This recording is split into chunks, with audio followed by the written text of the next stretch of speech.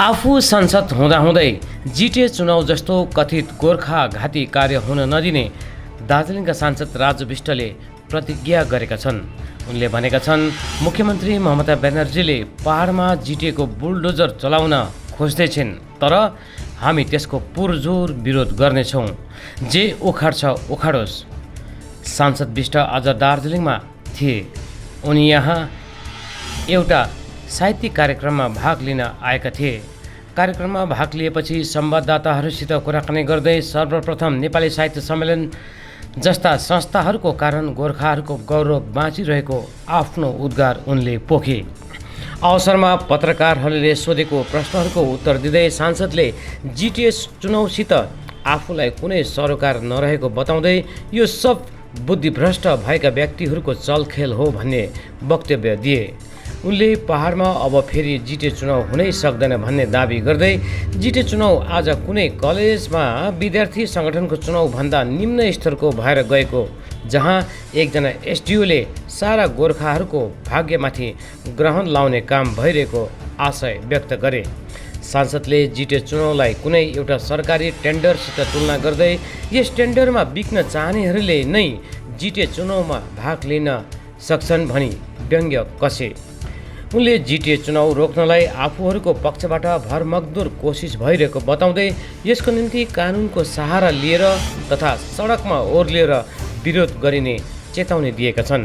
उनले भने, जिटिए व्यवस्था नै असंवैधानिक हो, जनताले खारिज गरिसकेको हो। यसले पहाड तराई डुवर्स अनि सम्पूर्ण भारतका गोर्खाहरूको आकाङ्क्षा पुरा गर्दैन। यसलाई रोक्न हामीसित अहिले पनि धेरै विकल्पहरू छन्। कोर्टको माध्यम छ। मुख्यमन्त्रीलाई चिठी लेख्नेछु, किनभने यो सुनियोजित षड्यन्त्र हो। उल्लेखनीय छ, आज नेपाली साहित्य सम्मेलन दार्जिलिङको 98औं स्थापना दिवस समारोहमा भाग लिन सांसद राजु विष्ट दार्जिलिङ आएका थिए। भारतीय नेपाली साहित्यका दिग्गज सुधपा अर्थात् सूर्य विक्रम गेवाली, धरणीधर कोइराला अनि डाक्टर पारसमणि प्रधानको अथक प्रयासबाट सन् 1924 को मई 25 तारिकका दिन स्थापना भएको यो पहिलो नेपाली भाषिक साहित्यिक संस्था हो। भारतले हाम्रो भाषा, साहित्य र संस्कृतिको संरक्षण र विकासको लागि महत्त्वपूर्ण भूमिका खेलेको छ। कार्यक्रममा सिक्किमका एक साहित्यिक तथा मुख्यमन्त्रीका सचिव एसडी ढकाल विशेष रूपले उपस्थित रहेका थिए भने आयोजक सम्मेलनले उनलाई विशेष प्रकारले सम्बर्धना जनाएको थियो। जीटीए पे मैं बाद में आऊंगा। पहले जिस पवित्र मंदिर में मैं मौजूद हूं, पहले उसकी बात करता हूं। नेपाली साहित्य सम्मेलन 98 ईयर्स 98 साल पूरे हो गए और 100 वर्ष की ओर आगे तेजी से बढ़ रहा है। और मैं संपूर्ण भारतवासी, विशेष करके 1.5 करोड़ गोरखाओं की ओर से इन संस्था के सभी पूर्व के जितने भी संस्थापक थे या अभी के जो सदस्य हैं, उन सबको मैं बहुत बधाई देना चाहूँगा, क्योंकि हम सब 1.5 करोड़ गोरखाओं को एक करके रखने का प्रयास जो इनकी तरफ से हो रहा है वो अपने आप में अतुल्य है। और मुझे लगता है कि विशेष करके हम सब जो गोरखा समाज के लोग हैं, मुझे लगता है ऐसे संस्थाओं की हमें बहुत आवश्यकता है कि आने वाले समय में जिस तेजी के साथ हमारी भाषा विलुप्त तो होती जा रही है, हमारी पीढ़ी कम बोल पाती है, मुझे लगता है उसके लिए ये एक मतलब एग्जाम्पल होना चाहिए। और मुझे ऐसा लगता है ऐसे संस्थाओं के साथ हम सब व्यक्ति, चाहे वो राजनीति या सामाजिक या आर्थिक रूप से कहीं से भी हम ऐसे संस्था के साथ जुड़े, हमारी समाज के लिए बहुत अच्छा और होगा।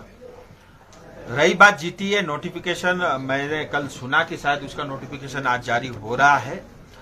मुझे उससे कोई सरोकार नहीं है, क्योंकि जीटीए न कभी हमारा विषय था, न कभी ये हमारा विषय रहेगा। और आज ममता दीदी बुलडोजर चला करके गोरखाओं के ऊपर में अन्याय करके जीटीए चुनाव कराना चाहती है, तो मैं इतना ही कह सकता हूं, उनकी बुद्धि भ्रष्ट है। मुझे उसमें कोई टिप्पणी नहीं करनी है। जहां तक जीटीए का सवाल है, ये कोई चुनाव हो ही नहीं सकता। कोई चुनाव ऐसे होता है क्या जिसके कम से कम जो कॉलेज के चुनाव होते हैं उसमें ज्यादा रूल्स रेगुलेशन ज्यादा फॉलो होते हैं। यहाँ एक जो है एसडीओ बैठ के चुनाव करा लेता है और घोषणा कर देता है। और चुनाव वोट डालने के बाद 3 दिन तक जो है पता नहीं चलता कहां जाके काउंटिंग होगा, कौन उसको खोलेगा, कौन एजेंट होगा। सो ये सब जो है छलावा है। मैं इतना ही कहता हूं, जीटीए चुनाव न होकर के ये गोरखाओं को दोबारा से एक बार खरीदने के लिए ये एक टेंडर प्रोसेस है, और जो भी बिकने के लिए तैयार है मुझे लगता है उसके लिए इस टेंडर में भाग लेना चाहिए। जो नेता बिकने को तैयार नहीं है या जो जाति को खड्डे में नहीं डालना चाहता, मुझे लगता है उसको विरोध में खड़ा होना चाहिए। और भले ही हमारा शत्रु हो, हमारा मित्र हो, कोई भी हो, जाति के साथ, गोरखाओं के साथ खड़ा रहेगा, मैं उसके साथ खड़ा रहूंगा। मैं आपके माध्यम से राज्य सरकार से भी दोबारा निवेदन करता हूं, आपको 10 बार सोचना चाहिए। अगर आप ईमानदार हो, आप पंचायत चुनाव कराओ, किसने रोका है?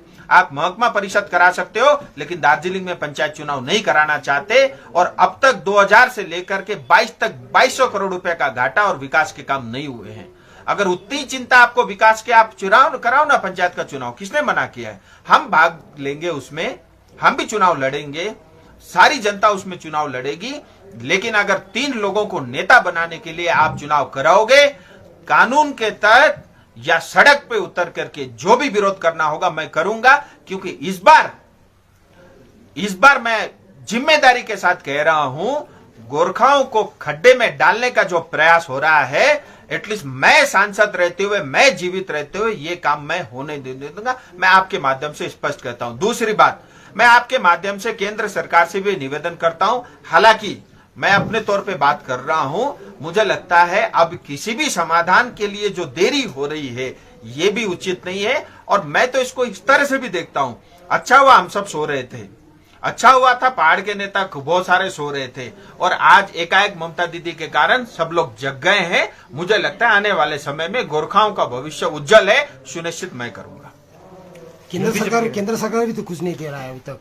देखिए, ये बात आपकी ठीक है कि देरी हो रही है, इसमें कोई दोहराई नहीं है। लेकिन गोरखाओं की एक ही मांग है, अलग राज्य गोरखालैंड।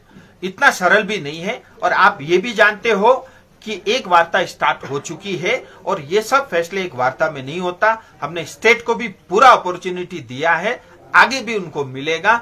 मुझे लगता है उस वार्ता में भाग लें। और जहां तक जीटीए का सवाल है, जब 5 साल तक बगैर चुनाव के, कभी चमचों को रख के, कभी जो है एडमिनिस्ट्रेटर को रख के आप चला सकते हो, चला लो 3 महीने 6 महीने, और मुझे लगता है उससे कोई फर्क नहीं पड़ता। लेकिन अगर आज चुनाव कराते हो तो इससे आने वाले समय में गोरखा जाति समाज और क्षेत्र में रहने वाले तमाम लोग हैं, उनके भविष्य खतरे में जाती है, ऐसा मैं स्पष्ट रूप से देख रहा हूं। जहां तक केंद्र सरकार का सवाल है, 2 जो मुद्दे हैं रोज उसका रिव्यू होता है। मैं आज आपके माध्यम से यही कह सकता हूं कि जो है केंद्र सरकार अपनी तरफ से जो कर सकती है, हमारी पूरी तैयारी है। हम चाहते हैं स्टेट अपनी बात रखती है, ठीक है, नहीं रखती है, हमें जो करना होगा हम करेंगे। आपको लगता है जीटीए गोरखालैंड के लिए बाधा है? देखिए, जीटीए गोरखालैंड का बात, जीटीए भैया एक डब्बा है जो आप देखो, जीटीए से क्या हुआ? आप लोग कुछ नहीं देते उस टाइम तो जीटीए चलने से क्या नुकसान होगा? इसका मतलब मैं कुछ नहीं दे रहा हूँ, जो अन्याय हो रहा है मैं होने दूं? मैं इसलिए सांसद बना हूँ? मैं इतना बेवकूफ तो नहीं हूँ। पहाड़ में डेवलपमेंट होने अच्छा बताओ, जीटीए 2011 से, जीटीए 2011 से देखो, एक तो आप मीडिया हो, आप पुलिस वाले नहीं हो, आराम से पूछो, मैं जवाब दूंगा। 2011 से 2022 10 साल क्या विकास हुआ बता दो? कोई 1 रुपए का विकास बता दो मुझे। हुआ है विकास तो दो, दिखाओ, मैं चुनाव लड़ूंगा। अगर आपने किसी टीचर को परमानेंट किया है, आप जीटीए चुनाव लड़ो, आप विकास करो, मैं आपका साथ दूंगा, मैं आपके साथ खड़ा रहूंगा। लेकिन न ये हमारी एस्पिरेशन को पूरा करता है, न हमारी सपनों को पूरा करता है, न ये गोरखालैंड को पूरा करता है, न इसके पास कोई पावर है, न ये रूल बना सकता है, न कानून बना सकता है, न ये संवैधानिक है। ये गैर संवैधानिक संस्था है, जो मतलब किसी एनजीओ से भी 3rd क्लास पावर इसके पास है, न इनके पास कोई पावर है। तो भैया कुल मिला के 45 सभासद को नौकरी मिलता है 5 साल के लिए, एग्जीक्यूटिव मेंबर और कुछ चेयरमैन को नौकरी मिलती है। तो मतलब 60 लोगों की खुशी के लिए हम संपूर्ण समाज को बस खड्डे में डाल दे, पहली बात। दूसरी बात, आप ये बताइए जीटीए को फंड कितना मिलता है और वो फंड जाता कहां है? इतना करप्शन होता है, इतनी धांधली होते है, हर चीज के लिए लोगों को नेता का पैर छूना पड़ता है। टीचर के लिए उसके पार्टी ज्वाइन करके उसके पीछे झंडा लेके घूमना पड़ता है। भैया ये भारत तो हम नहीं चाहते। ये जो है हम स्थिति तो दार्जिलिंग की नहीं चाहते। दार्जिलिंग के हिंदुस्तान का गर्व था, गर्व है, आने वाले समय में भी रहेगा। और ममता दीदी आप बुलडोजर चलाओगे, हम चलने नहीं देंगे। जो कर सकते हो, जो उखाड़ सकते हो उखाड़ के देखिए। राज्य पहाड़ का हालत यहाँ पहुंचने में सेंट्रल गवर्नमेंट का गलती नहीं है? देखिए, मैं आपने बहुत जिम्मेदारी वाला प्रश्न पूछा है। हम सब केंद्र सरकार को दोष देते हैं। मैं इतना मानता हूं कि जो केंद्र सरकार ने करना था उसमें देरी हुई, इसमें कोई दो मत नहीं है। लेकिन ये बताओ, जीटीए चुनाव कराती है तो इसमें केंद्र सरकार कहां से दोष हुआ? 11 लोगों को मारने का काम राज्य सरकार करती है तो इसमें केंद्र सरकार दोष कहां हुआ? और ममता दीदी डिक्टेटरशिप करती है, इसमें केंद्र सरकार दोषी? भैया, केंद्र सरकार के गृह मंत्री तो बारंबार ये कह रहे हैं कि जीटीए चुनाव गोरखाओं का समाधान नहीं हो सकता। मुझे लगता है समझने वालों के लिए इशारा का भी ना समझे, मंदबुद्धि है, मैं उसका कुछ कर नहीं सकता। नहीं, जिस प्रकार की स्थितियां बन रही, जैसे विमल गुरुंग जी आज से भूख हड़ताल के उत्तर से इधर में रैली है, जॉइंट रैली है, तो जिस प्रकार की स्थिति अभी बन रही, कहीं ना कहीं लगता है कि केंद्र सरकार की जिस तरह से देरी हो रहा है, इसकी वजह से पहाड़ में ये सब। I fully agree. आपके सवाल का मैं बहुत सम्मान करता हूँ, लेकिन फिर मैं आपको कहना चाहता हूं, देखिए, केंद्र सरकार या मैं जिस समाधान की बात कर रहा हूं वो जीटीए नहीं है, या गोरखा वो जो पहले पुराना चलता था, क्या नाम, काउंसिल नहीं है, ठीक है, हिल काउंसिल नहीं है, जीटीए नहीं है, कोई व्यवस्था नहीं है। कुछ ठोस है, कुछ बड़ा है, समय लगता है, पार्लियामेंट में पास होना है, कानून बनना है, खैर उस पर अभी मत जाइए। लेकिन मैं ये कह रहा हूं कि ठीक है ममता दीदी, आप आइए, आप क्या दे सकते हो नहीं दे सकते आप बात रखिए, आप नहीं रखोगे तो भी हम तो करेंगे। लेकिन ये जीटीए ऐसा है, मान लीजिए, मैं एक उदाहरण के लिए बोलता हूं, जीटीए चुनाव होता है, देखो जनता तो खुश नहीं है, एक दो पॉलिटिकल पार्टी छोड़ के कोई नहीं चाहता, आप बुलडोज करके चुनाव कराते हो। कल ममता दीदी ये कहना चाहती है कि दार्जिलिंग शांत है। अरे भैया, तुमने शमशान घाट बना के रखा है, क्या खाक शांत है? मुझे लगता है ममता दीदी की चाल इतनी है, किसी तरह जीटीए चुनाव कराओ, अपने पक्ष के नेताओं को बिठाओ, केंद्र को और देश भर में ये कहो कि जो है जीटीए चुनाव के माध्यम से मैंने जीत लिया। और मैं फिर कहता हूं, जैसे हिंदुस्तान के लिए जितना सेंसिटिव जम्मू कश्मीर है, उतना ही सेंसिटिव हमारे लिए दार्जिलिंग, राष्ट्रीय सुरक्षा की दृष्टि से भी, और बहुत सारी अन्य बातें हैं जो मैं आपके सामने शायद नहीं कह सकता, उन सब माध्यम मतलब चीजों की वजह से भी। सो हम सब की जिम्मेदारी, मैं इसलिए नहीं बकबक कर रहा हूं क्योंकि मैं सिर्फ गोरखा हूं, मैं इसलिए भी करता हूं कि एक आम हिंदुस्तानी होने के नाते ये मेरा कर्तव्य बनता है, एक सांसद होने के नाते मेरा कर्तव्य बनता है, मेरे जाति के प्रति भी मेरा फर्ज है, मेरे देश के प्रति भी मेरा फर्ज है, मेरी पार्टी के प्रति भी मेरा फर्ज है, वो मैं निभा रहा हूं और निभाऊंगा। लेकिन जो अन्याय आपने किया अब नहीं चलेगा, हम नहीं सहेंगे, कहीं नहीं सहेंगे, ये बात मैं स्पष्ट कहना चाहता हूँ। फिर भी इलेक्शन होगा तो बीजेपी पार्टिसिपेट करेगा? देखिए, हम प्रयास करेंगे, अभी भी हमारे पास ऑप्शन अभी भी अवेलेबल है, कोर्ट के माध्यम से, हाई कोर्ट के माध्यम से, सुप्रीम कोर्ट के माध्यम से, केंद्र सरकार के माध्यम से, बाकी अलायंस पॉलिटिकल पार्टी के साथियों के माध्यम से। मैं आज या कल स्वयं भी ममता दीदी को पत्र लिखूंगा। मैं चाहूंगा कि ये जो अन्याय एक बार दोबारा गोरखाओं पर होने वाला है, इस पे रोक लगा दिया जाए। नहीं लगाती तो फिर क्या करना होगा हम करेंगे। लेकिन इतना स्पष्ट है कि ये एक सोची समझी साजिश है जो नाकाम होगी। और मैं तो एक बात अभी कार्यक्रम में भी मैं यही कह रहा था, जो वातावरण बना है, जिस तरह की चीजें आगे बढ़ रही है, मुझे लगता है ये हमारे लिए सुखद भी हो सकता है। हम इसको एक अपॉर्चुनिटी की तरह भी देख सकते हैं। मैं बहुत सकारात्मक सोचने वाला व्यक्ति हूँ, मैं इसलिए भी ऐसा शायद सोच रहा हूँगा।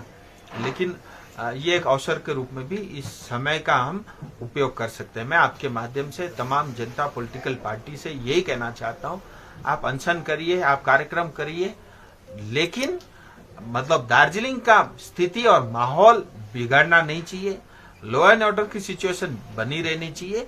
शांति तरीके से हम जिस भी तरीके से विरोध कर सकते हैं, हम स्वतंत्र हैं। भारत के संविधान ने हमको विरोध करने का पूरा अधिकार दिया है, उसका आप भरपूर प्रयोग करें। लास्ट क्वेश्चन, एक बार आपने ही संसद में मतलब आवाज रखा था कि जीटी इलेक्शन नहीं हुआ है इतना साल से, उसमें भी आपने विरोध किया। जीटी इलेक्शन हो रहा है, उसमें भी विरोध कर रहे हैं। आप सब लोग मीडिया इतने पढ़े लिखे, इतने समझदार है। मैं कई बार जो है ना आप लोग को देखता हूं तो मुझे या तो ये लगता है आप लोग बिके हुए हो, या आप लोग नहीं समझना चाहते। मैं सबको नहीं बोल रहा हूँ, 2-4 लोग हैं, आप भी जानते हो उनको।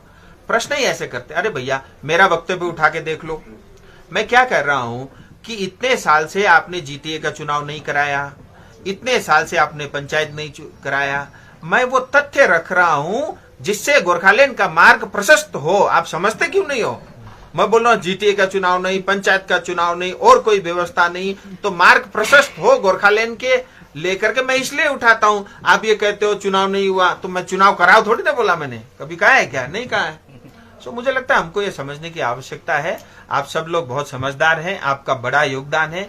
आने वाले दिनों में तेजी से हर दिन गतिविधियां बदलेंगी। मीडिया का मुझे लगता है बहुत बड़ी भूमिका रहेगी। देखिए आपकी भी उतनी ही कर्तव्य बनती है अपने समाज के प्रति, अपने क्षेत्र के प्रति, जितने नेताओं की है। और मुझे लगता है हम सबको जो सही बात है वही जनता के सामने रखना चाहिए, और ये झूठ की राजनीति जो चल रही है ये बंद होना चाहिए। अंत में जैसे बिमल गुरुङ जी आज से खुद वो जीटीए इलेक्शन के अगेंस्ट में अनशन पे उतर गए, इस बारे में आपका रिएक्शन क्या? देखिए मैं उनके साथ खड़ा हूं। मैं एक बात आपको बता रहा हूं, कल मान लो अनित थापा जी अनशन पे बैठ जाते हैं, जीटीए का विरोध करता हूं, मैं उनको खड़ा पहनाने जाऊंगा। मेरी लड़ाई अनित थापा, बिमल गुरुङ या अजय जी से नहीं है। मेरी लड़ाई पश्चिम बंगाल की सरकार की हमारे खिलाफ गलत नीतियों से है। पश्चिम बंगाल के लोगों से लड़ाई नहीं है, पश्चिम बंगाल की सरकार से भी नहीं है। उनकी गलत नीतियों के ऊपर मेरा जो है उसमें मेरा मत अलग है। इसलिए कोई भी व्यक्ति दार्जिलिंग से जो प्रेम करता है, दार्जिलिंग से जो लगाव रखता है, तराई डूवर्स से जो प्रेम करता है, उसके पक्ष में अगर कोई आदमी अनशन पर बैठता है, मेरी सहानुभूति भी है, मेरा सहयोग भी है। मैं उसको खदा पहनाने भी जाऊंगा। मैं आपके माध्यम से ये बात कह रहा हूँ।